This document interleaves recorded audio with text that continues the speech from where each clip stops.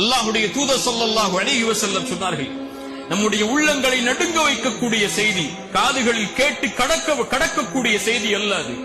நாளை மறுமையில் அல்லாஹ்வின் சன்னிதானத்தில் இருந்து உங்களுடைய பாதங்களை நகட்டிவிட முடியாது இந்த கேள்விகளுக்கு பதில் சொல்லாமல். அல்லாஹ் 4 கேள்விகளை முன்வைப்பான். அந்த 4 கேள்விகளுக்கும் பதில் கூறாத வரை அல்லாஹ்வுடைய சன்னிதானத்தில் இருந்து உங்களுடைய பாதங்களை நகட்ட முடியாது. அல்லாஹ் கேட்பான் நாளை மறுமையில், அல்லாஹ் உனக்கு கொடுத்த இந்த வாழ்வை எப்படி கழித்தாய்? அல்லாஹ் கேட்பான் நாளை மறுமையில், அல்லாஹ் கொடுத்த கல்வியை எந்த அளவு செயல்படுத்தினாய்? கற்றாய் என்று அல்லாஹ் கேட்பதில்லை, கற்ற கல்வியை எந்த அளவு செயல்படுத்தினாய்? அல்லாஹ் கேட்பான் மூன்றாவதாக, அல்லாஹ் வழங்கிய செல்வத்தை எப்படி சம்பாதித்தாய்?